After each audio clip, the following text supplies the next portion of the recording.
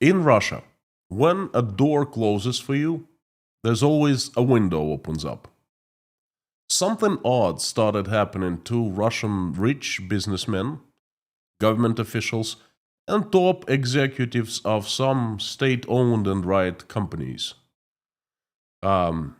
companies. They started dying mysterious deaths. In 2023, I counted 17 suspicious deaths. In 2024, there was another dozen of mysterious deaths. And in 2025, they continue. What's really going on in Russia with that?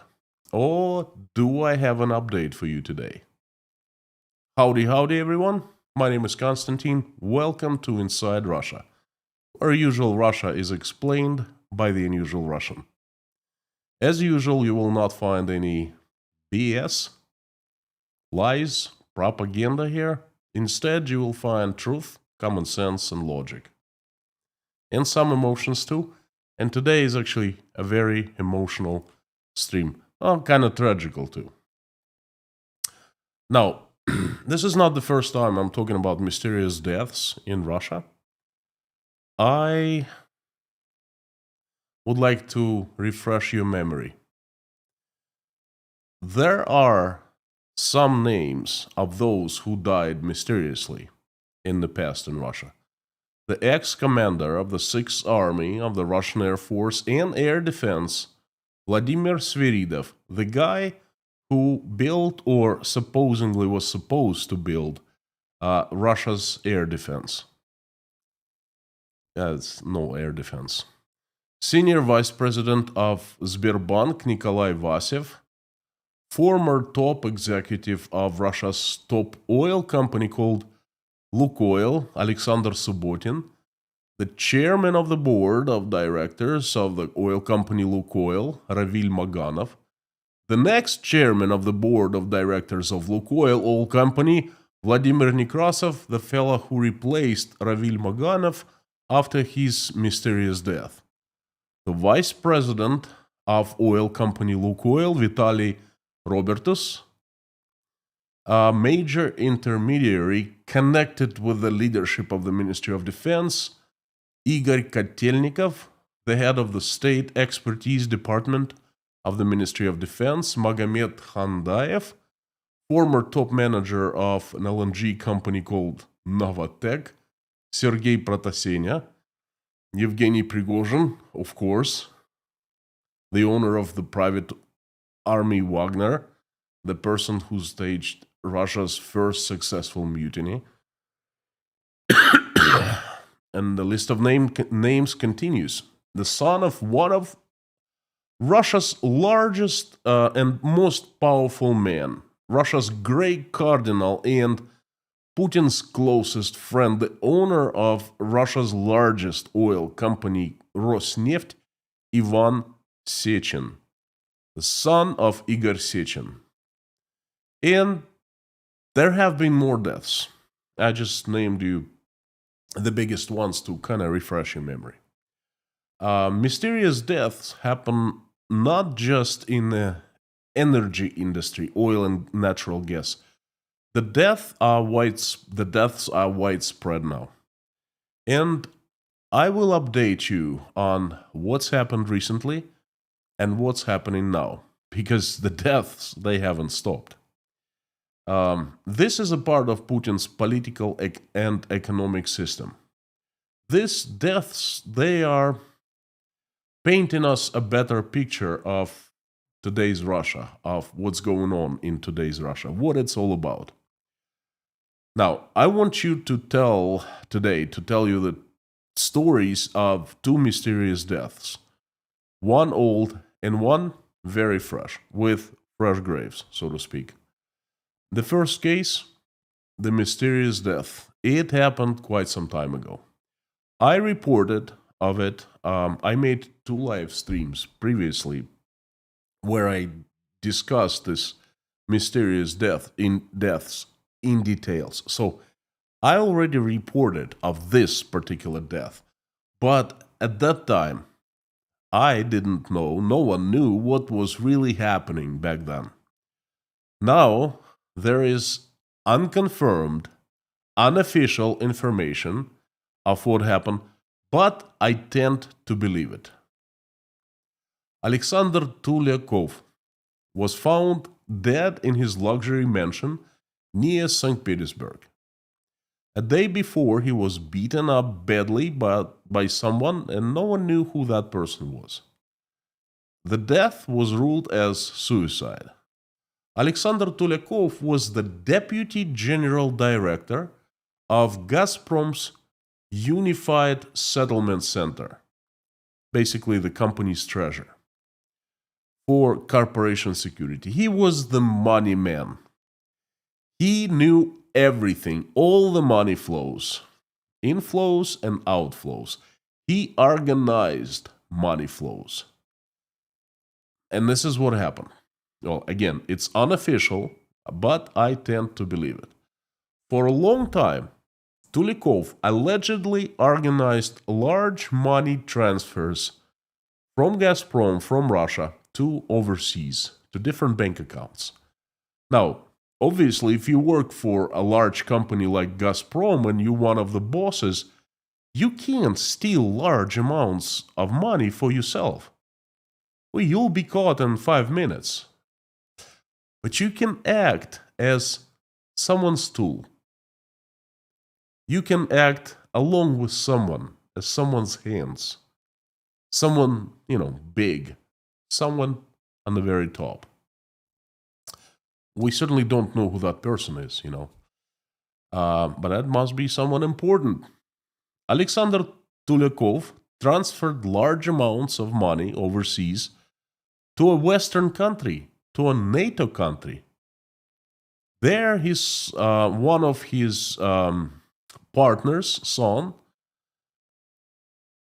was investing taxpayers' money, well, not taxpayers any longer, into a luxury resort and marina. Well, thinking about that, it's a good way to hide money, okay? You take a large amount, send it overseas, send it to one country, another country, third country, fourth country. You try to shake off tail, so to speak, so the money cannot be traceable. And then at the end, that's called laundering, okay? At the end, you transfer money into a Western country, and you start, let's say, a construction project. You build a large luxury resort and a marina. Perfect, right? Not thief any longer, but a respected businessman in that country. Well, everything was going fine, and who knows how many years that scheme was in the works, okay? Money was sent overseas and sent, and more money was sent. Then came 2022, and Russia invaded Ukraine. Then came Russian invasion. And you remember what happened in late February, in March. The international community got outraged by Russia. Unlike what's going on right now, everyone seems to be calm about it. But no, 3 years ago was different. 3 years ago, everyone was saying, we will show you Russia, we will show you Putin, okay? And the authorities of Montenegro immediately froze the assets and demanded explanation of the source of the money. And the explanation was not revealed. Well, not received. The source of the money was not revealed. So the authorities confiscated everything. Imagine, you steal and steal and steal and steal and steal some more for years, hoping it's going to be your retirement, nice luxury hotel, 4,000 rooms, large marina, mountains, nice climate, the Mediterranean, the whole 9 yards. And just like that, everything disappears in one day. Everything is lost. And that was Tulyakov's project. And Tulyakov was beaten badly in March, not too long after that mysterious asset where no one could explain where the money came from to build that asset. So after that was frozen and confiscated, not long after that, Tolikov was beaten and he committed suicide. Now, one of the mystery deaths, well, yeah, he was committed suicide. He was suicided, so to speak, you know. So before now we know at least of one mystery solved. You know, it's not a mystery any longer. I'm pretty sure all other deaths can be explained in a similar matter. We just don't know the information, and some information we'll probably will not know, and some the truth will come on top, just like in this case. Now, I would like to jump to the fresh case. Very scary one, and I'll tell you why. But before I do that, I would like to take this opportunity to thank you. Thank you for watching this right now. Thank you for keep on coming back to the channel. Thank you for interacting, engaging, liking. If you haven't liked this video, you can do that now. Thank you for commenting, sending me emails, spraying with me, and sending me love. Thank you for being a part of Inside Russia. Thank you for the support, for buying me coffees at buymecoffee.com, for Patreon, PayPal. I'm still demonetized, but you have my promise. Monetized or demonetized doesn't matter. I will continue doing this every day. So thank you so much from the bottom of my heart. Now let's jump to the second case, the recent one. The second death, or actually not a death, but a series of deaths, really. Well, before I talk about that, I want you to meet an agricultural company, an excellent agricultural company called Blago. Check this out. Blago is Russia's largest vegetable oil producer. It's a good example of a successful Russian company. Here, the website, and it's unfortunately it's only in Russian, but it shows you that this company was founded 30 years ago, and it has grown into what it is today. One of Russia's largest agricultural company. This is the history. It was founded in 1993 by this man, Arkady Fosman, and very young guy, well, relatively young guy, and he was the only owner of this company, and he was growing this company. It was his baby. Look, this brief history of development of the company, you know, by years, how it was launching new brands, buying new factories, building new silos, grain silos, seed silos, modernizing. Look how the scale of the company was growing. 600, 2,300, you know, just people working. 11,000 people, you know. No, I'm sorry, that's $11,000 billion revenue. 20,000 in 2018, and in 2023, 56,000 billion ruble revenue.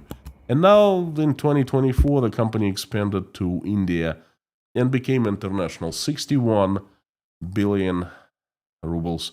That's, in today's prices, that's about $700 million. That's revenue, annual revenue.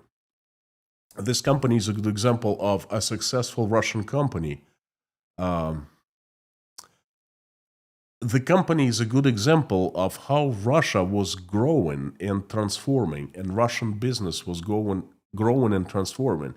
I told you the story of the USSR, how it collapsed, and we started fresh. We didn't know what to do. We all were reinventing the wheel.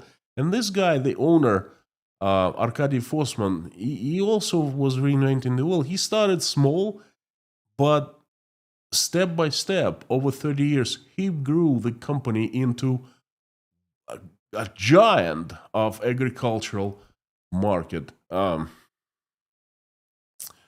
That's a good example of how we were evolving from the early times of mafia to the era of transparent mergers and acquisitions, to the era of modern banking and transparent loans and so forth. Well, this guy that you just saw, Arkady Fossman, the company's founder, died at the age of 55.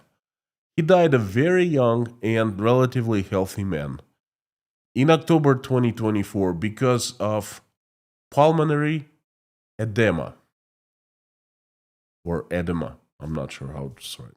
Anyway, his lungs all of a sudden failed.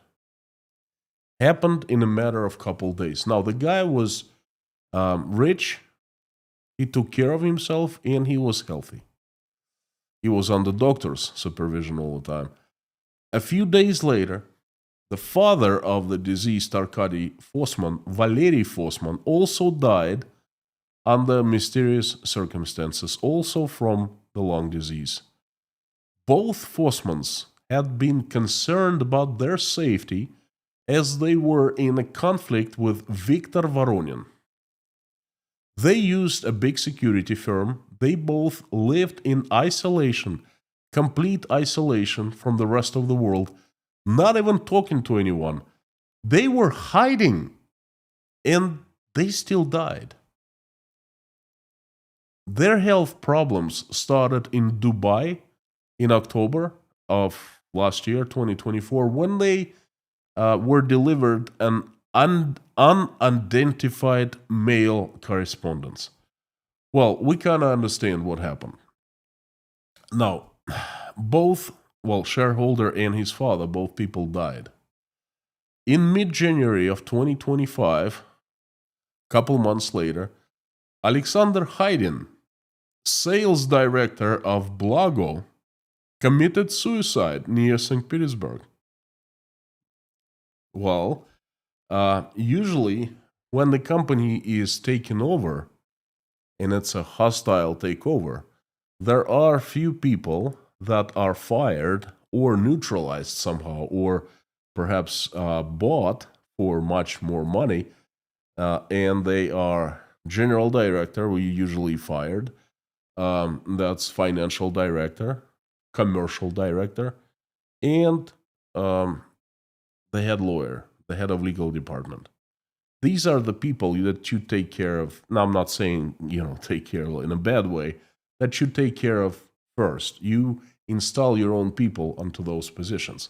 So Alexander Haydn actually had one of those positions. He was a commercial director. He knew all ins and outs of this company with the revenue of 61 billion rubles a year, $700 million.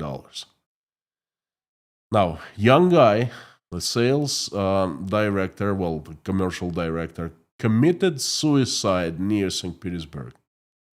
Young guy, wife and the kids, suicide? Yeah, right. Well, as the result of these mysterious deaths, Russia's largest cooking oil company is controlled now by one of the most powerful KGB bosses. Well, I should say former KGB bosses, but as they say in the KGB, there are no former employees or officers. The guy is Viktor Voronin.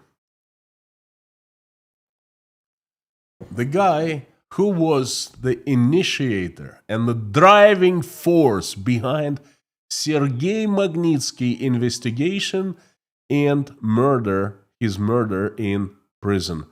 If you ask Bill Browder about what happened, he knows very well.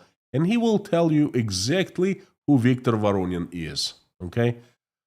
A former head of one of the departments, one of the most important departments of the KGB, all of a sudden now controls the company with an annual revenue of $700 million.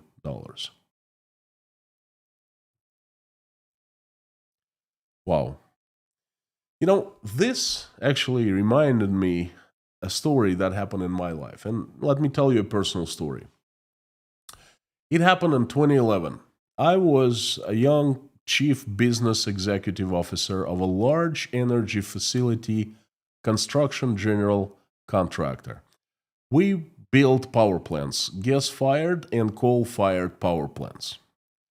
Uh, we, just like Blago, we grew from a company of a small size to a giant.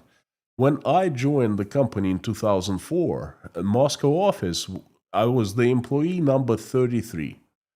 And in 2011, our turnover, um, annual turnover was $1 billion.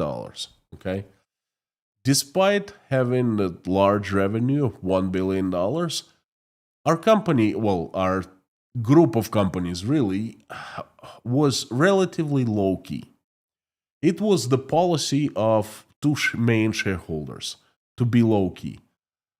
We built, I mean, we were a large company. We grew to 6,000 people. Again, I was number 33 and then 6,000, right? So we built own manufacturing plant for high voltage circuit breakers, 500 kV. That's high voltage, that's big deal. That's very sophisticated stuff. First in Russia, by the way. General Electric got interested in, our plant and made us an offer to buy it off. We were not selling it to them. Instead, we settled on selling half of it, and we became partners with General Electric. And that made huge news in 2011. I think it was May. And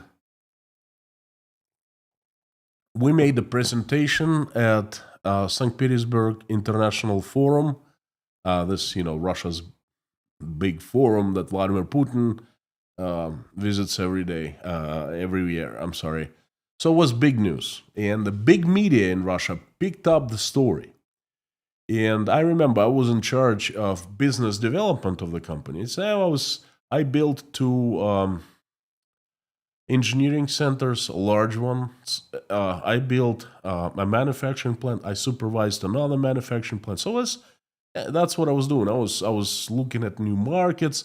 That's business development. But one of my departments was actually PR and marketing. And I remember that day when the story was picked up by big boys, big media, they started calling me left and right, big reporters saying, you know what, we would like to talk to you. We would like to invite you for an interview. First they asked me to confirm this information about our plant in G. And we were invited to a live event to a company called a TV channel called RBK. And there was a program called The News of Companies or something like that. That was federal news broadcasts, broadcast with audience of millions and millions of people. Live, big deal, in front of the entire country. And one of the shareholders agreed to go and to be interviewed live. And I remember I was in charge of taking care of all arrangements. I, took him there. He actually went live. And one of the questions the reporter asked my boss was, look, you are a large company. Surprisingly large, surprisingly serious company that you're virtually not known in Russian informational space. Your website is very basic. You don't advertise, and you stay low key. Why? And the shareholder answered, energy business in Russia, construction of energy facilities is a very small world, small place. And those who need to know about us, they know about us. Okay, so we're known to the right people, the ones who need to know. And we don't really, care about popularity in the media and so forth. After the end of the interview, we were riding back to the office, and I looked at my boss and I said, "Look, I think the reporter is right. We are a very large company, very serious company. We have magnificent projects under our belts. We built power plants turnkey, 250 megawatts, a few of them. Turnkey, okay? That's a 4-year project. Involves tens of thousands of people, thousands of companies, subcontractors. So there's something to be proud about. Why don't we make ourselves more public? I can do that just like that. I don't need much money. I don't need, huge budgets. Just green light to talk more about our company and spread the information. I remember the answer the shareholder gave me. He looked at me and he said, "Konstantin, we're not going to do that." I said, "Why?" He goes, "We're scared."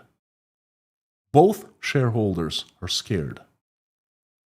Because we're scared that if we're going to be appearing in the newspapers, in the radio perhaps, in the magazines, on TV, RBK TV and such, then one morning a KGB general wakes up, looks at the newspaper and sees us and thinks, "Oh, you know what? What a great company. What a great team. My son needs a company just like that." That's exact answer that he gave me. And he said that's what we're afraid of. We don't want to deal with that. That's a very high risk for us and for any large business, in Russia right now. And that's 2011. And that's exactly what happened to a company called Blago. And it's happening to many companies right now. Basically, to all companies who don't belong to the KGB former generals, agents, officers, politicians, and so forth. Now you have to have protection in Russia. If you don't have protection, you're up for grabs. And they steal your company and they do anything. And if you start putting up a fight, you end up just like these people who, this person, Arkady, who founded the company Blago, and his father. Russia is becoming a land of no law, the Wild West, so to speak, where the law is the strength. What we're seeing right now is the descent into absolute lawlessness. There are murders that happen right now. There are of two types. First type is murders, deaths connected to the politics, just like Alexei Navalny. Okay, revenge, eliminating political competition, things like that. And the second type, much more plentiful, is reformatting of business in Russia. A huge fight for business. It has an official name. It's called nationalization and new privatization of business. And this is where most deaths happen. Blago is the freshest example, but that's not the last, and absolutely not the last. There will be more blood. Stay tuned. Friends, this has been my message for today. I would like to thank everyone and tell you that there will be so many messages coming out every day. They still come out every single day. I only do one live stream per day because I physically cannot live stream from morning till night. It takes me most of the day to prepare the message and deliver it to you. But the news are so plentiful that I miss a lot. And not to miss them, I have created what I called Formula 54. Every day I identify 9 news that I find important, I find that matter a lot, and I make them available along with my commentaries and analysis to patrons of Inside Russia. So if you want to stay on top of things, Russia, everything Russia, but you didn't know where to look, you know now. I have plenty of patrons, and the feedback I've received is 100% positive. So please give it a chance. If you want to know more about Russia and you want to stay on top of things daily, sign up, become patron, check it out. And now I would like to invite everyone to the live stream chat. And that's my most favorite part of any live stream, where I will answer your questions and, we'll see your comments. Thank you so very much for coming, and please, let's interact. Let me open the chat section. I usually do a couple of manipulations here with the channel. I open it in a pop-up window, so it's much easier for me to see comments that way.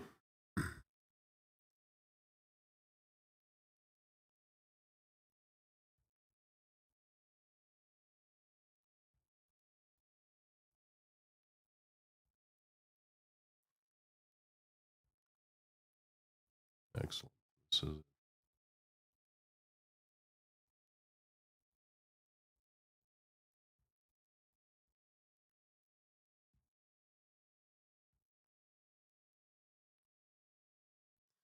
Okay. So if you're here for the first time, I'd like to tell you that Inside Russia is a very safe, pleasant, non-aggressive community because it is moderated by wonderful people and the best moderators in the world. They're Lorna, Mami K, Bob S, Harry Potman, Amir, and Dirk. Thank you, friends. Thank you for helping with the channel and with this community. And if you are not new to the channel, you know quite well the mod team. They're the best. Please, we do not discuss American politics, American politicians here. This channel is not about that. It's about Russia and what's going on in Russia. I will answer any questions on Russia. Please be respectful, respect others, be nice, and enjoy this community. Thank you. The usual suspects. Fantastic to see everyone. Still having problems today. I'm getting better, but not 100%. You can hear I'm out of breath once in a while. That definitely affects my presentation. Apologize. One more thing before I start. If you want me to see your question or message easier, faster, please put it in all caps and put Inside Russia after @ so it appears highlighted in a large orange box. That way I see it much easier. And if I don't answer your question, it doesn't mean I ignore you. It means that I just missed it. There's so many people and so many questions. Keep on posting your comment or your question. Thank you. Let's do that. Just like, Baker's stock did, put in Inside Russia after @ Once I delivered the message, I kind of start falling apart because I really tried, Leitmotiv, Baker Stock, Scam Family, howdy, Scott Nesbitt, Terry, fantastic to see you. Fantastic to see everyone. Bob, Lorna, Mommy, Cher, Leaf, howdy, Andreas Benz, good Nabend, The Underdog, George Rames, Tom W, long time no see, Tom. Look, we keep on praying for you. Please let me know if it's still needed or not. Ronnie, howdy. Sam the Legend K, Lilith Eden, Pamela, Hans, Christian Schwartz, Guten Abend aus Deutschland. Sending my love to Deutschland from Uzbekistan. Peter van der Heuvel, long time no see. Fantastic to see you. one of the pillars of Inside Russia community. A question from Peter: how long will these siloviki stand before people want to get rid of them? The history in Russia is repeating itself. They're just the old KGB. Okay, the difference between the old KGB and the new KGB is that the old ones could not own property, could not own money. They just worked for um, salary, and salary was not that big. They were provided apartments, cars, but not they weren't oligarchs. They couldn't own billions of dollars, millions of dollars. They couldn't own luxury. They just had power. Okay, and their goal was power. This new KGB is using power to enrich themselves. That is the difference. How long they will stand before people want to get rid of them? For as long as Putin regime stands, okay, that they're gonna go with Putin's regime. Not necessarily with Putin, because someone might come after Putin. The name will be different, but person face will be different, but the idea will be the same. Might be the same, okay? Might not be.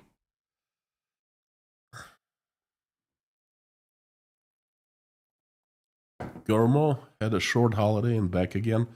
Where did you go for holiday? I bet you went someplace warm. Did you go to Southeast Asia, Egypt? Faith Russert, long time no see, from Spain. Howdy, good to see you. Alu, look, thank you for the message yesterday. I saw it when I was doing IVs. I still have to go, and I'm gonna run after I'm done with this live stream today. I will reply you either today or tomorrow. Thanks for the message. Ron Gravel from Canada, sending my love to Canada. Please stay strong. Bethany Ray, howdy. Also, long time no see. Paul Wright, greetings to the best community online. Thank you, Paul. Thank you for being a pillar of Inside Russia. Whew. Let's keep it short today, about 20 minutes, and that's it. I'm glad to see you. Your bells is almost dealt with, Konstantin. Hansi's Corner. Bells is almost dealt with. Bell's palsy. Yes, you see, my face works again. I'm not sure if it's 100%, but 90 plus, which is, for me, it's pretty well. Quick reaction to get medical help was essential. Oh boy, I ran. I thought I was having a stroke. Oh boy, I ran. Oh. Even thinking about that gives me chills. Prem Pape joined Patreon. Find you great. Thank you so much.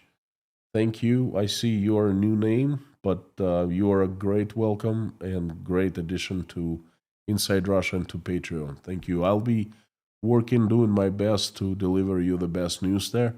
And I am working with my daughter Oля. She is in charge of Patreon. We are a team. Nelson Mandela.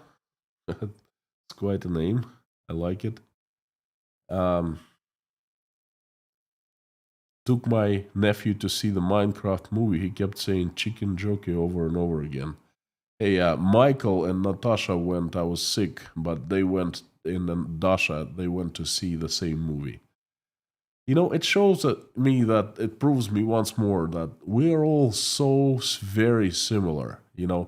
We might be speaking different languages. We might be coming from different backgrounds. We might be, I don't know, living different parts of the world. But you know what? You took your nephew to see the Minecraft the movie. My wife took my son, and I would have taken my son if I was feeling well. And the emotions and feelings we received is pretty much same. I don't understand how we can fight, how people can fight, how people can be so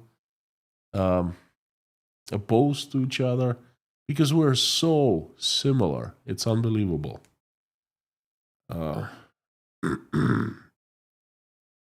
Terry, is there any good way to stay under the radar to protect yourself and your company, K? Not anymore. Not anymore, because the sharks are out. The only way that they're not gonna touch you is that you're not profitable. As soon as you start making money, as soon as you have money in your bank account, they come and knock on the door. Because they are using their power to enrich themselves. And they don't know for how long it'll last. Okay, so they're very active. And I would say that if I had a large company in Russia, or even a medium-sized company, I'd be running away. I'd be selling it. Yes, otherwise they'd take it. Just like what they did to Blago. I mean, such a great company. We used sunflower oil, seeds oil, in the past. We don't use it now, but in the past. And Blago was the brand that I used. It's good oil, vegetable oil. Blago, and there was another company, large company, I forgot the name, was in Rostov. Yuzhnaya something. Anyway, that company, they stole the Rostov company as well. Okay. So, Terry, no. And I did this live stream to show you what kind of place Russia is transformed into. Okay, it gives you a better picture of understanding my country. And it's like a warning to you. We went from, a lot of people argue with me. They say, Konstantin, Russia was never good. Okay, it was stable. I don't know. I find it normal. Okay, it was never normal, but at least we were on the right path. We were improving. Okay, and we went from that to darkness very fast. So I want this to be a message, a warning for everyone. Okay, look at us. Look what happened. Look how fast it happened, and that's very scary. Okay. Oh, I'm sorry, Tom W. I forgot. How's the hip? We keep on praying for you. Just let me know what's still needed. CO858, howdy, sending my love from Uzbekistan. Charlie, wondering who owns your old company now. Take a wild guess. Yes, the same tragedy happened to my old company. Leitmotif, you look and sound better today. Well, I take a large dose of antibiotics into my vein every day, so that helps. And yes, I'm recovering, but I was sick for almost 2 weeks. Imagine that. So, still coughing like crazy, but at least I'm getting better.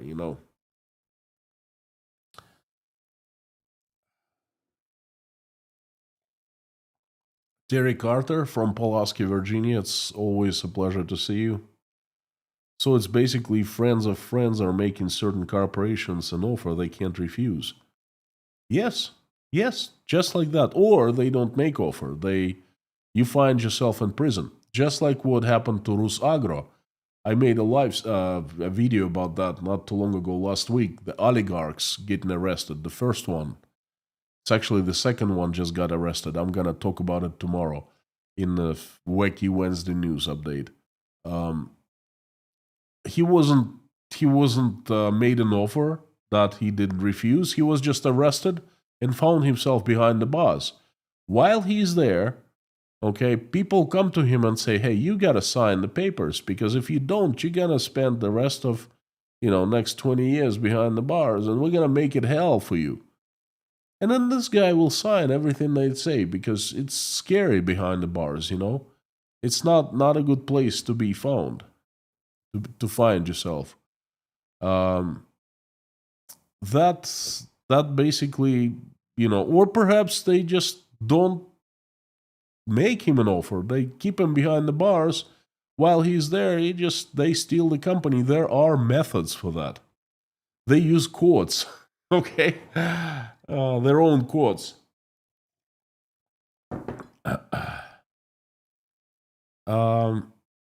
Jill, were any of your former plants blown up during the war? Yes. Uh, in two countries. Uh, yes. One completely destroyed by a ballistic rocket, and one damaged. One damaged.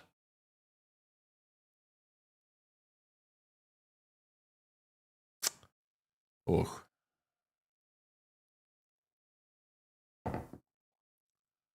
Um, Kharkov will hold. Thank you so much. Please forgive us. I assume that you are from Kharkov. One of the companies that I said I built was in your city a long time ago. And the power plant that I helped, well, we took part of renovating, modernizing was in your city. What a tragedy.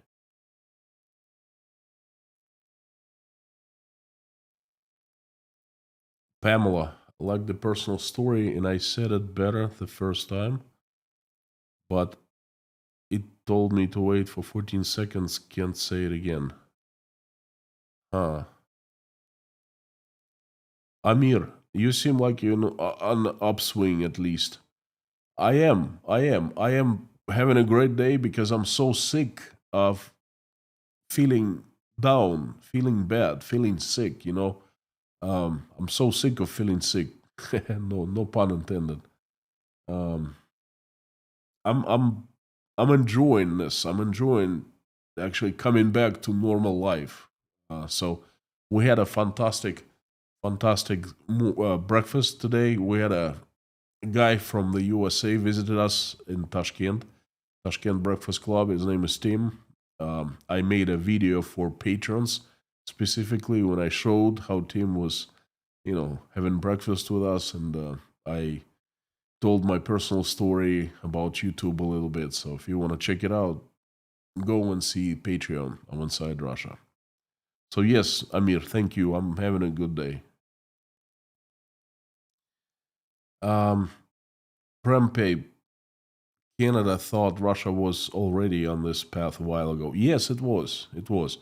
But there was a window in time when things changed from the USSR, and us Russians, regular people, we started walking towards light on the right path, and we started transforming the country to the better. Okay, that was the 90s.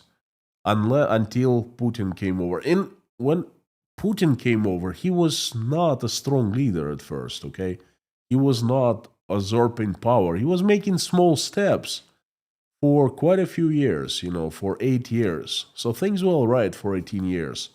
And then, of course, everything started changing. So my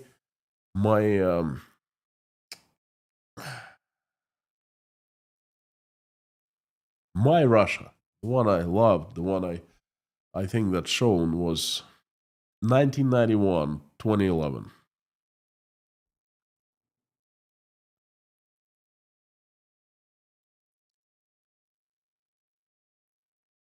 Helvia Flex, wow, good to see you. Good to see you. The only offer is that they will show him how to open a window, and if they refuse to sign, well, that's a possibility. We'll see.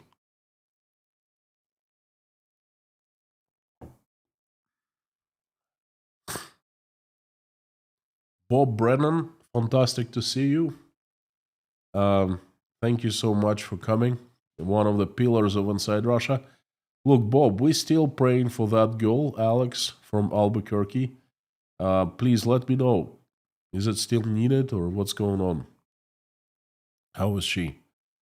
Bob, John, what is your opinion on the past leaders of Russia? Boris Yeltsin was a communist. Okay, he was after power. Okay, he is. Um, I have some respect of the guy because he didn't do what Putin did after him, although he had all the possibilities. He kept Russian media free. We had free newspapers, independent TV programs. He was criticized a lot. Okay, he didn't touch anyone. That he earns my respect. In other ways, I don't respect him. Basically drank Russia away. Okay, he was never sober for quite a few years. Um, Putin, well, obviously, you know my opinion of Vladimir Putin. I actually liked Dmitry Medvedev when he was the president, when he was in charge. He was liberal. He was pushing Siloviki back. He brought a young liberal team, and they were changing Russia for the better. That's a long story, but I liked him when he was the president, but then I that stopped when he endorsed Vladimir Putin for the third term. Okay, and now, of course, Dmitry Medvedev has turned into absolutely, completely different person.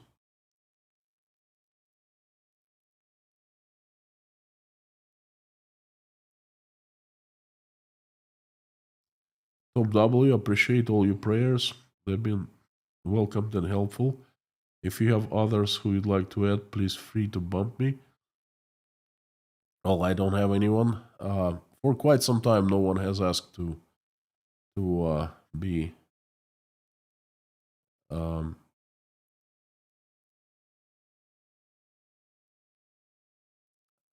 to be added to the list. BR comments keep vanishing. Stasi are blushing. Well, now tell me, where are the comments vanishing? I have complete um, trust to the mods. Okay, if they find a comment offensive, I have no problem where they delete the comment. Okay, if you're talking about Test Rabbit, I asked specifically not to talk about U.S. politics, U.S. politicians. This isn't the place. By doing that, by breaking my rules, you disrespect me and you disrespect everyone in this community. And if, crazy presidential administration, that the comment like that deleted, then, and you complain, well, I'm sorry.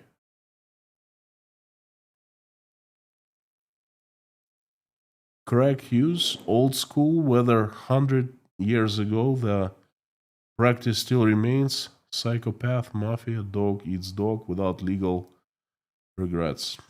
Craig, unfortunately, you're right.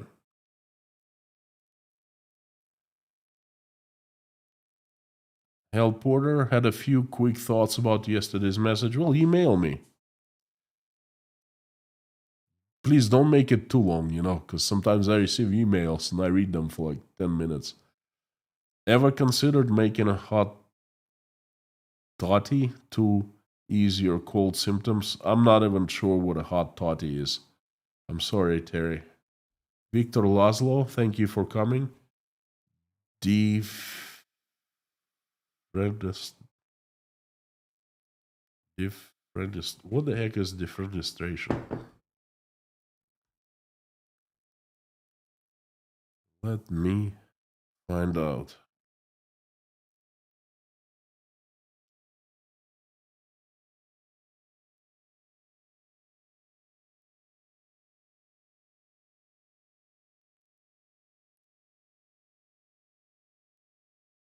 I'm sorry, I don't know what it is. My translator does not give me this word. Karen Baden, thank you for the update. Hope you feel much better. Karen, Hertfordshire, UK. I remember Karen. Very tough word for me. Thank you. This stream is why I continue to come back. Thank you so much, Terry. I appreciate it. You are a Russian insider number one, I think. You and Pamela, besides the mods, you guys are you rock.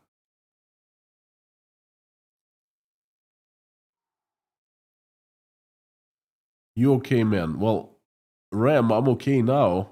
I wasn't okay a few days ago, but considering, comparing to the few days ago, I'm very okay now. Um, just Terry, do this fear of losing your company stop competition? Terry, you don't even understand what it feels like because it's not playing by the rules. They can come and take. They can do anything to you because if you're successful, if you have large contracts, if you have money in your bank account, you become a target for them. They just come in and take it because they want it and they can do it. Okay, and it's it's like a different reality. It's just not a fear of losing your company. It's fear of losing your life, losing your family, losing your house, losing everything. It's it's really hard to do business in Russia these days.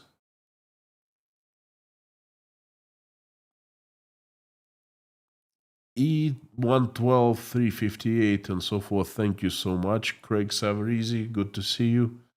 As 20% of Russia transportation business trucking have closed down, are there any signs of missing products on the consumer market? If not, is it coming? Thank you. Um, if you asked me a week ago, I would say yes, it is coming. Now I'm not so sure because you know what's happening right now as I speak. The USA slapped another 50% tariff on top of already existing 54% tariff onto China, and now the Chinese goods in the USA are taxed 104%. So basically, starting tomorrow, the new things that will be coming to the United States from China, and then if you are in America, like everything you buy is made in China. So starting tomorrow, you will pay twice as much for everything in your stores, and most likely you're not going to be buying that much. So many people complain about consumerism in America. Well, consumerism in America has just ended because when prices jump, twice overnight, that people stop buying. Okay, they will start saving. That the Chinese have lots of goods manufactured, and then they're going to be trying to sell them, ship them to different countries, including Russia. Okay, most likely they're gonna be. It's called price dumping or dumping. I'm sorry, dumping is not the right word, right? So that they're gonna be lowering the prices a great deal, and I think they're gonna just fill the Russian shelves. So I don't think there will be any shortages. I think there will be overstocking of everything everywhere, not just in Russia. So right now there are missing products. Yes, if you go to food stores, you will not see empty shelves, but what you will see is one product in large quantities filling up shelves. Okay, that's how they try to trick people.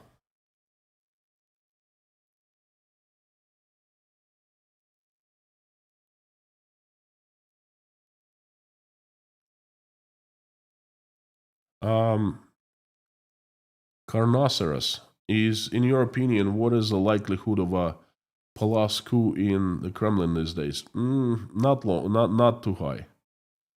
Chances are not too high.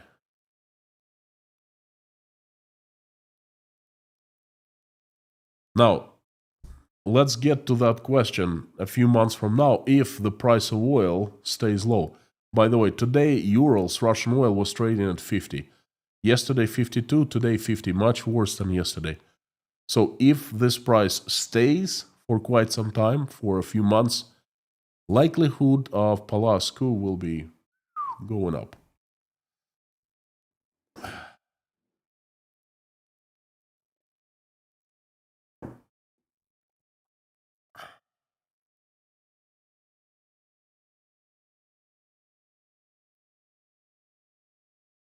I hear they watch your income to zero in on your company. Well, obviously, they don't watch. They just they are in cahoots with the tax service. The tax service tells them, gives them like analytical reports on the companies, profits, losses, and so forth, current situation, current amount of money.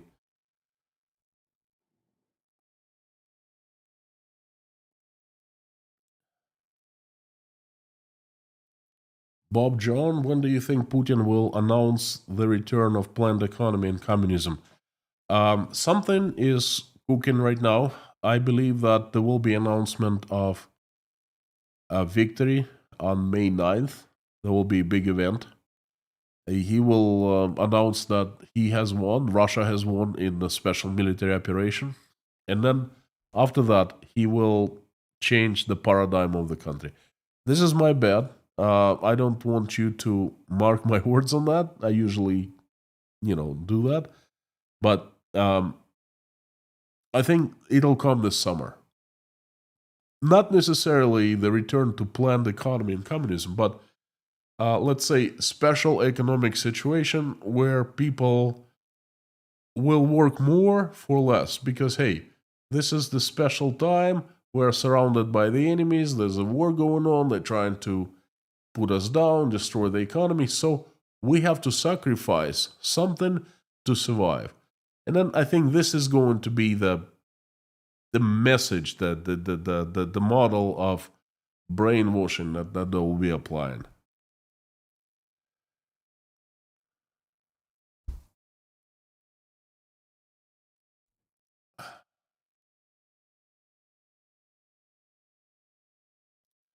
Carlos Enrique, thank you for your video. Looks like falling out of the window, sort of trademark of Putin's regime. When was the first case like that, as far as you know? It was in 2022.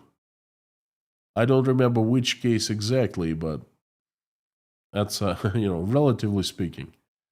I like the best two cases. One case was the guy, Lukoil guy, who fell out of the window of his basement. Okay, so he had to fly up, but he fell out of the window.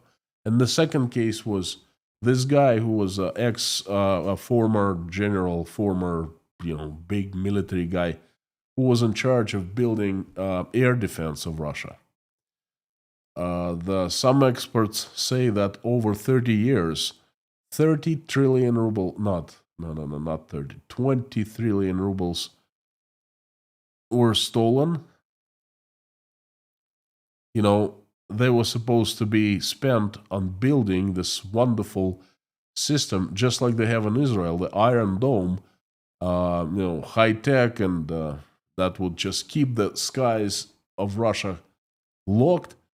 It turns out there's nothing. There's nothing. So all the money had been stolen. So this guy was in charge for a long time, right? And then obviously he was very wealthy when he died. But he died along with his wife of gas leak, natural gas leak. In his house in southern Russia, there was a gas leak, and the gas poisoned him. And the cops showed up, and then they called the gas company, service company. So this gas service company comes in and it says, look, wait a second. Everything is fine. There hasn't been any leaks. We have tested everything, okay? And the police still writes the report saying, oh, they died of the leaks, the natural gas leak. So that's sort of like flying out of the window.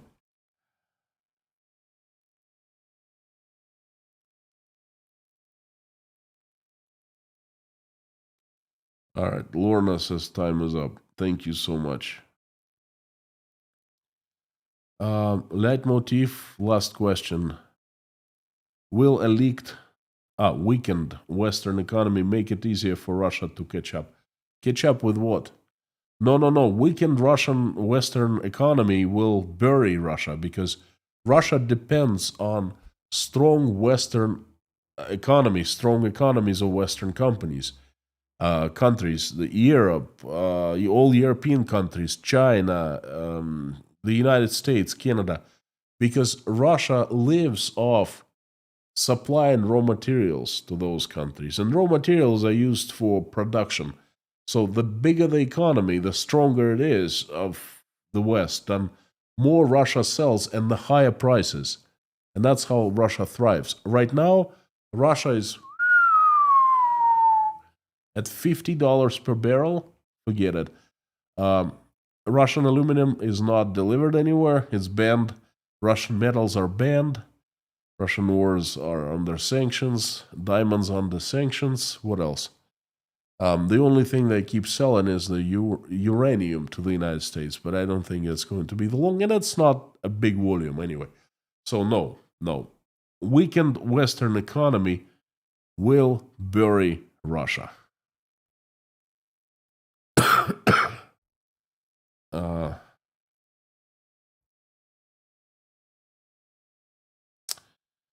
Franz, you still insist on talking about and Western politicians. I just don't understand why. Only gas from coal is poisonous. No. Barnabas wannabe. No. In Russia, it's actually fairly common when there's a leak in natural gas, and natural gas, leaks to fills up the house, and people just suffocate while asleep. That's not.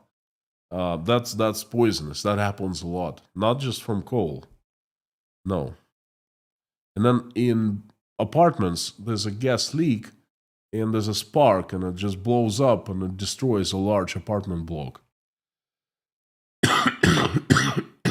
Okay. Friends, thank you so very much. I invite everyone to join prayer with me. Thank you. We have 2,700 people watching. That's fantastic. That's like a small stadium, unbelievable. Thank you. Let's do it. Dear Lord Jesus Christ, thank you so much for giving us this day. Thank you for putting food on our tables and giving roofs over our heads.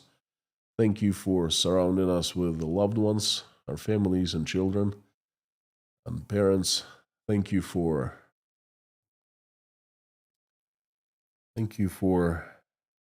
our families and our kids. Please give us wisdom to keep the skies above our children's heads safe and clear and peaceful. Please give us wisdom to raise our children so they grow up and make this world a better place. They do a better job than we have done. For now, please keep our children healthy and safe. Dear Lord, I'm asking you to help Ukraine to stop the bloodshed, to give country the much needed peace. Please help every single Ukrainian who has been affected and answer their prayers and make their wishes come true. Reach out and touch the hearts and souls of those who are responsible. Wake them up from their lethargic sleep. Remind them that they're still human beings with love, some love in their hearts, so they wake up and stop the bloodshed. Dear Lord, please help my country, Russia. Assemble your strongest angels with sharpest swords, and have Saint Michael lead that army and send it to earth to get rid of the demons that have hijacked my country, who we know by their names and by their faces, by their deeds.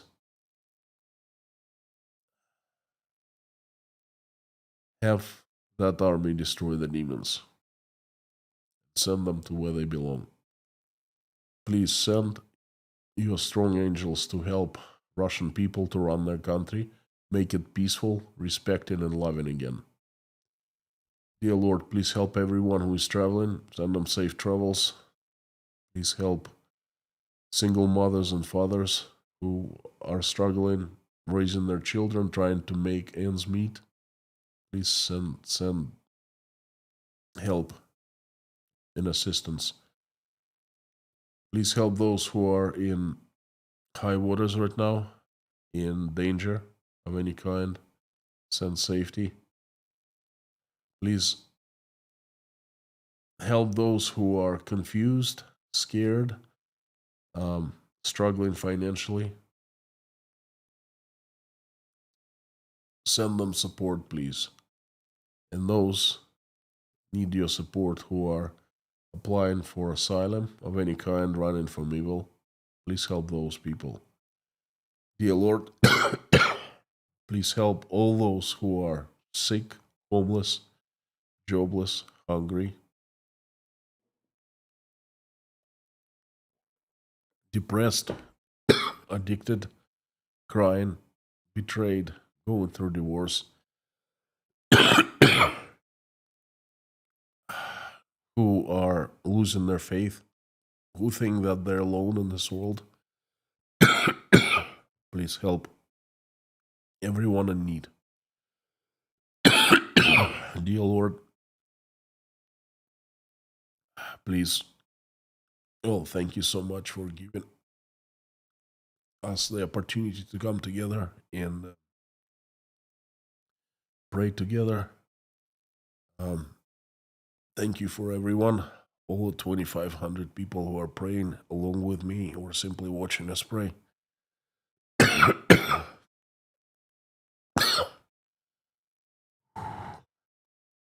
Please answer everyone's prayer and make everyone's dream come true. Please give me strength to finish this prayer. I would like to ask you for some people who need your help. They are Ron Bazoid, Teresa, Geoff, Karsten, Janice Burgess, Rose, Albert Bronicky, Ann Larson and her daughter Hannah, Jeffrey S. and his family, Katharina Holm, Mark Rutan, Alex, Tom W., J.R. McKim, Hank's sister, Gabe with Gary, Lisa Kumrian, Harry Botnin, Terry Carter, John McLean, Linda, Paula W., Dennis, Jason, Tim Mayers, Dory, Rhonda, John, Taylor, Wayne, Darla, George Ruberty, Pamela J., Meta Spencer, David Porter, his family, and everyone who's in Chernovtsi, Leif, Randolph, Grace,